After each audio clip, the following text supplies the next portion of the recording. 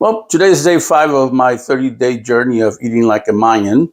And I'm out of beans. I've been eating beans, squash, and corn, and some avocado for the last 5 days. I'm going to start with 1 pound of beans. I already had some a little cleaned up.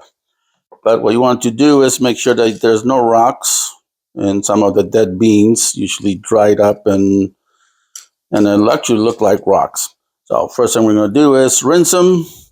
And if you want to pre-soak them, that's fine too.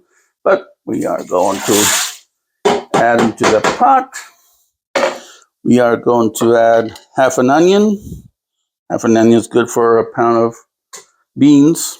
And a handful of garlic. Want to add more or less? That's your choice. I always add a little poblano from my garden. And we are going to add a sprig of epazote. And then we are going to add water.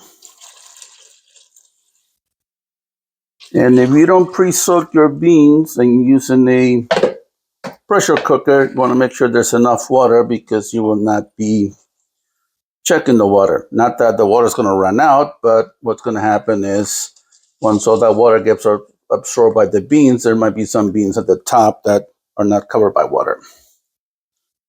Once you make this a few times, you know exactly how much water you will need per pound of beans. So, as always check the seal around any kind of pressure cooker using. Make sure there's no cracks or missing parts. And then we'll stick it in. Make sure the valve is closed. And then we are going to use the custom 30 minutes, but that's not enough. We are going to check the time and we're going to turn it to 45 minutes. And 45 minutes is the pressure cooking time.